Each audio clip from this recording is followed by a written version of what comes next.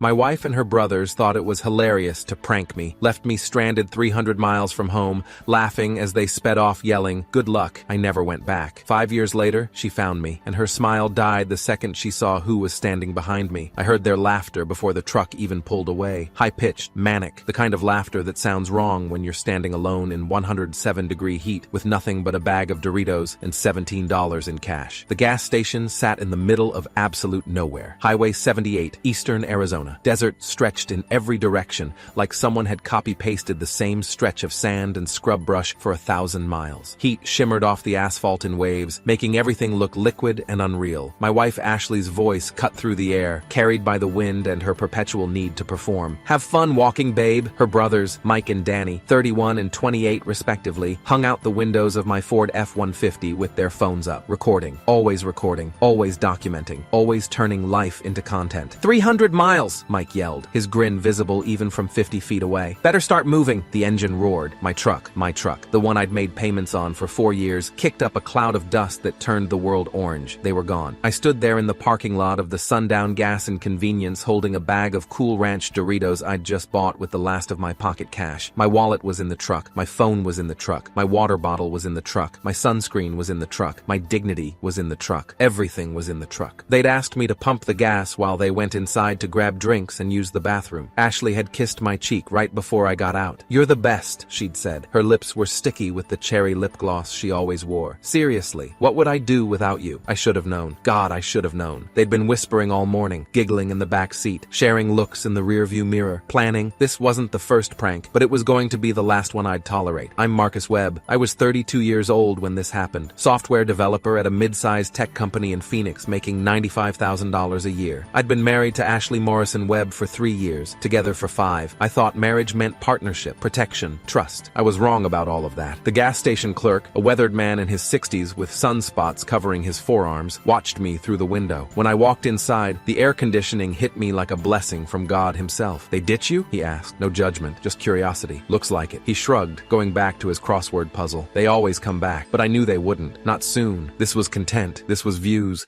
This was me suffering for their entertainment. And the longer I suffered, the better the payoff. The more dramatic my reaction when they finally rolled back up with the cameras running, the more engagement they'd get. I asked to use his phone. He slid an ancient cordless across the counter. I dialed Ashley's number from memory. It rang 4 times, then went to voicemail. Her voice, bright and bubbly. "Hey, this is Ashley. I can't come to the phone right now because I'm probably making memories. Leave a message and I'll get back to you when I can." I didn't leave a message. I tried Mike's number, Danny's number. Both went straight to voicemail. "Can I get you something?" the clerk asked. "Water? You look like you could use water." "I don't have any money. They took my wallet." He grabbed a bottle of water from the cooler behind him and slid it across the counter. "On the house. Anybody who gets ditched in this heat deserves at least that much." I drank the entire bottle in about 30 seconds. The cold water hitting my stomach felt like salvation. My phone buzzed one last time before it died. I could see the screen light up in the truck's cup holder through the dusty window. A text notification, probably from Ashley. Probably something performative. Probably something designed to look good when they posted the screenshots later. That's when I made my decision. Not in anger, not in rage, in something much colder and more permanent than that. In clarity. I'd been here before. Not physically, but emotionally. In this exact space of humiliation while they laughed. 2 years ago, Ashley had surprised me at work by showing up in a ridiculous costume. Full clown makeup, rainbow wig, the works, and proposing to me all over again in front of my entire office. I'd already said yes once. We were already married, but she wanted the video. She wanted the reaction. She wanted me to look surprised and delighted while my coworkers filmed and she racked up views. I'd smiled. I'd played along. Because that's what you do when you love someone, right? You support their dreams, even when their dreams involve humiliating you for internet strangers. 18 months ago, they'd replaced my shampoo with Nair. I'd lost patches of hair on my scalp, had to shave my head completely. Went to work looking like I'd joined a skinhead gang. Ashley posted the before and after with laughing emojis. 340,000 views. 1 year ago, they'd staged a fake car accident. Called me while I was at work, Danny screaming in the background that Ashley was hurt, that I needed to come to the hospital immediately. I'd left a crucial client meeting, driven 90 miles per hour through Phoenix traffic, burst into the ER waiting room at St. Joseph's Hospital in a panic. Ashley was sitting there eating vending machine chips. "Gotcha!" She'd hugged me while Mike filmed my face going from terror to confusion to rage. "You should see your face right now. Oh my God, this is going to be gold." I'd almost left her then, almost walked out of that hospital and never looked back, but she'd cried. Real tears, or tears convincing enough to pass for real. She'd said she was sorry, said it had gone too far, car, said her brothers had pushed her into it, but she realized now it was cruel. "I love you," she'd said, holding my face in her hands. "I love you so much. I would never actually hurt you. You know that, right? It's just for fun. It's just content. But I'll stop, I promise. No more pranks." 3 months later, they'd accidentally locked me in the garage overnight while they went to a party. I'd had to sleep on the concrete floor next to my workbench. They'd filmed my reaction when they let me out in the morning. 6 months after that, they'd told my family I'd been fired from my job just to see how they'd react. My mother had called me crying. My father had offered to pay my mortgage. I'd had to spend 2 hours explaining it was a prank, that I was fine, that my job was secure. Ashley had posted that video with the caption, "Pranking my husband's family. They're so sweet." 478,000 views. Each time I'd told myself it was the last time. Each time I'd believed her apologies. Each time Mike and Danny had said, "Come on, man, it's just a joke. Don't be so sensitive." But standing in that gas station, watching the heat waves distort the empty highway, I understood something with perfect clarity. This would never stop. This would never get better. This was who they were. This was who she'd chosen to be. And I was done being the punchline. A trucker pulled up around 3:30 p.m. Big guy, late 50s, with a John Deere cap and arms like tree trunks. He walked inside, grabbed 2 energy drinks and a pack of beef jerky, then noticed me sitting against the wall. "You okay, son?" "Been better," I said. He looked at me, really looked at me, at my sunburned arms, at my empty hands, at the resignation probably written all over my face. "Where are you headed?" "Anywhere but here." He nodded slowly. "I'm going to Albuquerque, then north to Denver. You can ride along if you want. No expectations, no strings." His name was Earl Patterson, 32 years driving long haul. Originally from Nebraska, divorced twice, 3 kids all grown. He didn't ask why I was stranded, didn't ask why I wasn't calling someone, just offered me a ride and a bag of Cheetos. We drove in comfortable silence for the first hour. I watched the desert pass, watched the sun start its slow descent, watched my old life disappear in the rearview mirror. "You running from something?" Earl asked eventually. "Running towards something," I said. "Just don't know what yet." He nodded. "That's honest. I respect honest." Around sunset, my phone must have turned back on. Maybe Ashley plugged it in to check my location, because Earl's CB radio crackled and his phone buzzed. "Someone's trying real hard to find you," he observed. "Let them try." We stopped at a truck stop outside Albuquerque around midnight. Earl bought me dinner, chicken fried steak, mashed potatoes, coffee strong enough to strip paint, real food. The first thing I'd eaten since that bag of Doritos 12 hours ago. "You got family?" Earl asked. "My parents are in Minnesota. We're not close. Haven't talked in about 2 years. Because of her? Because of a lot of things." I took a sip of coffee. Ashley didn't like them. Said they were judgmental. Every time I tried to visit, she'd plan something. A trip, a party, something I couldn't miss. Eventually, I just stopped trying. Earl cut into his steak. "Son, I'm going to give you some advice you didn't ask for. You ready?" "Sure. Whatever you're running from, it's going to follow you until you deal with it. You can drive to Denver, you can drive to Alaska, but unless you make a clean break, legal, official, final, you're still tied to it. I don't have my wallet, don't have my cards, don't have my ID. You know your social security number? Yeah, that's all you need to start. Get to a city, get to a legal aid office, file for divorce, file a police report if you want. What they did might be criminal abandonment, but most importantly, cut the cord. Don't leave it hanging." He was right. I knew he was right, but I wasn't ready yet. Some part of me, maybe the part that still remembered loving her, or the part that was just tired, or the part that wanted to disappear completely, that part wanted to vanish without a trace. I wanted them to wonder. I wanted them to worry. I wanted them to understand what it felt like when someone you trusted just left. Earl dropped me off in Denver 2 days later, gave me $200 cash. "Pay it forward someday," he said. I did pay it forward, just not in the way he probably meant. I worked construction for 6 months, cash jobs, under the table, lived in an extended stay motel off Colfax Avenue, saved every penny. I got a PO, an A box, contacted my employer through an anonymous email, told them I was taking a personal leave for family emergency. They approved 6 months unpaid. I went to Colorado Legal Services, spoke with attorney Maria Vasquez, 16 years of family law experience, who listened to my story without judgment. "Do you want to file for divorce?" she asked. "Eventually, but not yet." "Why not?" "Because I want her to understand what she did, and she won't understand until she feels what I felt." Maria leaned back in her chair. "Mr. Webb, I can't advise you to disappear on your wife. That's not legal advice I can give, but I can tell you that Colorado is a no-fault divorce state. When you're ready, the process is straightforward. Will she be able to find me through the filing? If she hires a lawyer and they do their job, eventually, yes. But there are ways to maintain privacy during proceedings." I thanked her, left, and decided to wait. 3 months became 6. 6 became a year. I moved to Monterey, California. Small coastal town, beautiful, quiet, far from Arizona, far from Ashley, far from the person I'd been. I got a job with a local tech startup, Webflow Solutions, small company, 15 employees. They didn't ask too many questions about the gap in my employment. I was good at my work. That was enough. I found a therapist, Dr. Patricia Monroe, 23 years practicing clinical psychology. She specialized in trauma and emotional abuse. "What you experienced," she said during our 3rd session, "has a name. It's called intimate partner abuse, emotional and psychological psychological abuse. The pranks weren't jokes. They were systematic humiliation designed to make you doubt your own perceptions. She said she loved me. Abusers often say they love their victims. Sometimes they even believe it. But love doesn't look like what you described. Those sessions saved me, gave me language for what I'd experienced, gave me permission to be angry, to grieve, to start rebuilding. 2 years in, I met someone. Her name was Sarah Chen, 34, attorney at Chen & Associates, a boutique family law firm in Carmel. Sharp, brilliant. She had this way of looking at you that made you feel seen, really seen. Not as content, not as a punchline, as a person. We met at a coffee shop. She was reading case files. I was working on code. She asked if she could share my table. We started talking. Haven't really stopped since. I told her everything on our 5th date. About Ashley, about the pranks, about being abandoned in the desert, about disappearing. She listened, didn't interrupt, didn't judge. When I finished, she said, very simply, "You deserve better." Not, "I'm sorry that happened." Not, "That's awful." Just, "You deserve better." Like it was a fact. Like it was something I should have already known. We built something real. Something without cameras, without performance, without the constant anxiety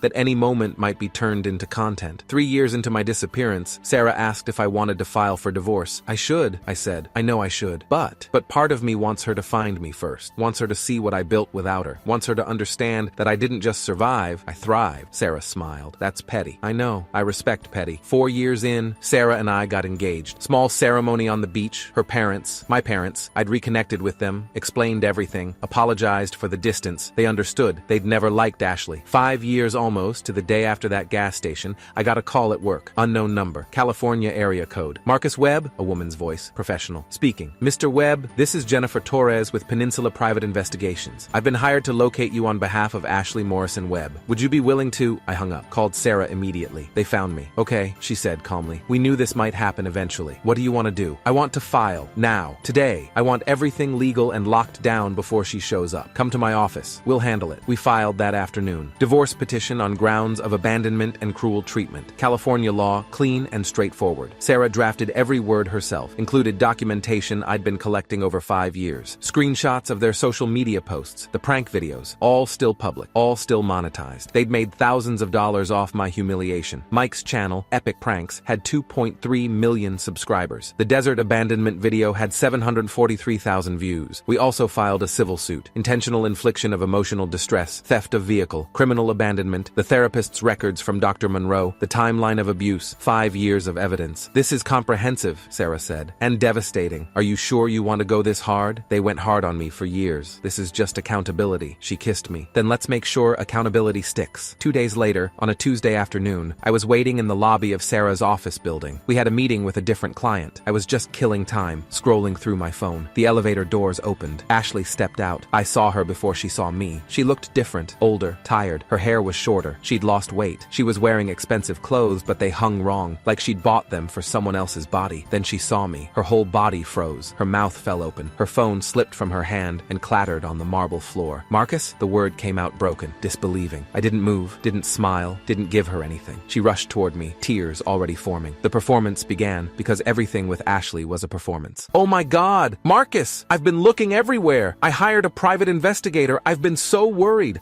I'm so sorry. It was stupid. I was young and dumb and I didn't understand what I—" "Why are you here?" I asked. My voice was cold, flat, the voice of someone talking to a stranger. "I tracked you down through your old work records. They finally told me you'd moved to California. I needed to see you, to apologize, to—" She grabbed my arm. Her fingers felt like claws. "Please, please, Marcus. I've changed. Mike and Danny feel terrible. We all do. We deleted the videos. You deleted them 2 months ago," I said. "After they'd been up for 5 years. After you made money off them. After Epic Pranks started losing sponsors because people found out about the desert video." Her face went red. "How do you—" "I've been watching. The whole time. Every video, every post, every comment. I've been documenting everything." The tears stopped. Just like that. Like someone had flipped a switch. "What do you want?" she asked. The victim act disappeared. This was the real Ashley. The one who calculated every move. "Nothing from you. Then why did you let me find you?" "I didn't let you do anything. You hired a PI. That's on you." She looked around the lobby, noticed the building directory. "Sarah Chen, attorney at law. Is that who you're here to see? That's none of your business. Are you divorcing me?" Her voice rose. "After 5 years? You just disappeared. Do you know what that did to me? The humiliation? Everyone asking where my husband went? My family thought you died. Your family thought you died.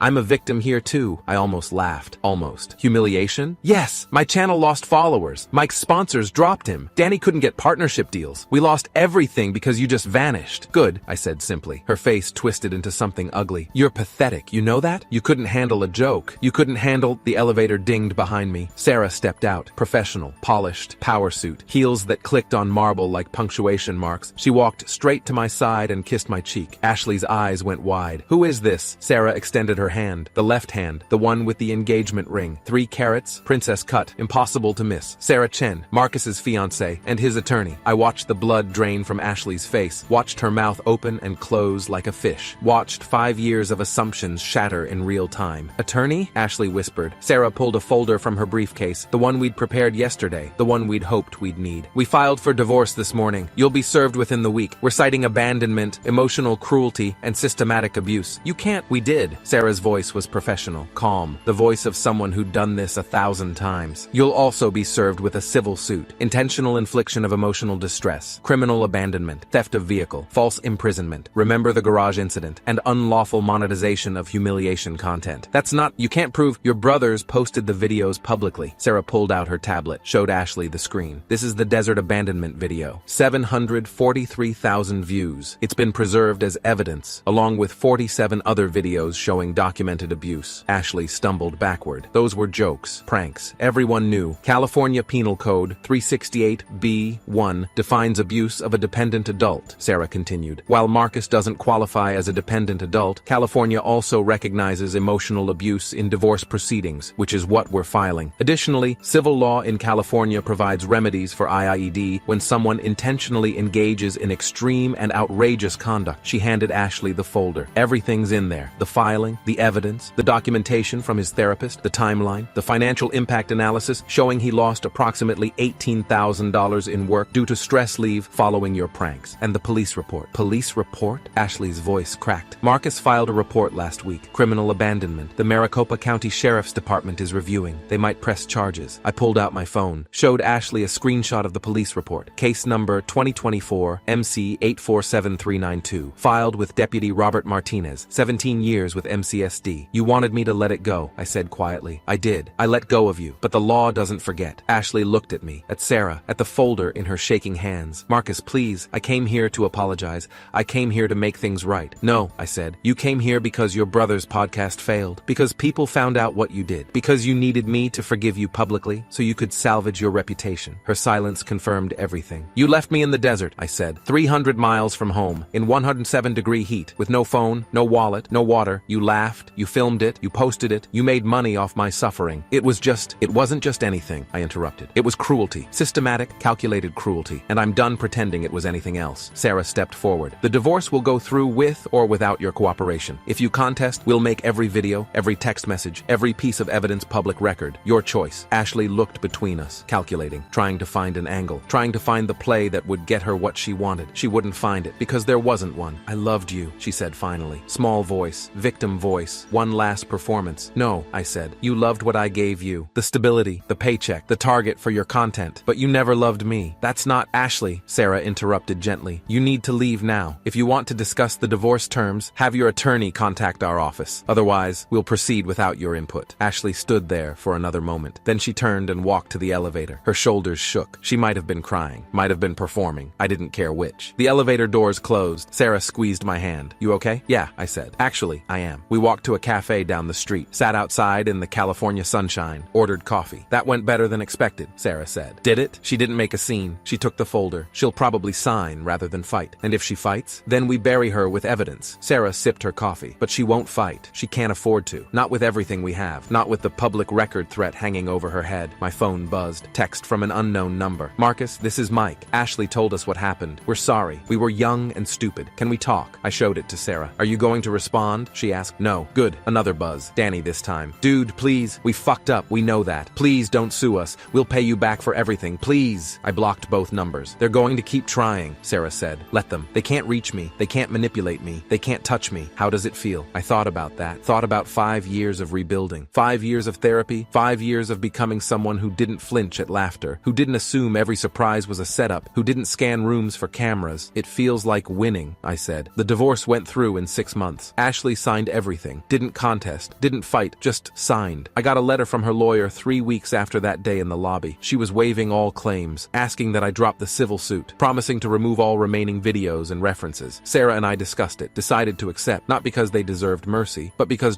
dragging it out meant staying connected, and I was done being connected to any of them. The civil suit was dropped. The criminal investigation in Arizona went nowhere. Not enough evidence for prosecution after 5 years, but it was enough to scare them. Mike's channel never recovered. Last I checked, he was down to 340,000 subscribers. No sponsors, no deals. Comments on every video asking about the desert abandonment guy. Ashley deleted all her social media, completely disappeared from the internet. Danny moved to Oregon, got a job at a ski resort, stopped posting. And me? I kept building. Sarah and I got married a year after the divorce finalized. Real wedding this time. Big, beautiful. Both our families, friends, co-workers. No cameras except the professional photographer we hired. We bought a house in Carmel. 3 bedrooms, ocean view, space for kids someday, space for the life we were building together. I still see Dr. Monroe once a month. Still process things. Still work through the scars. But I'm happy. Really, genuinely happy. The kind of happy that doesn't need to be performed or posted or validated by strangers. Sometimes I think about that gas station, about standing in the heat, about the moment I decided to walk away instead of waiting to be rescued. Best decision I ever made, because they didn't leave me in the desert. I left them in the dust, and I never looked back.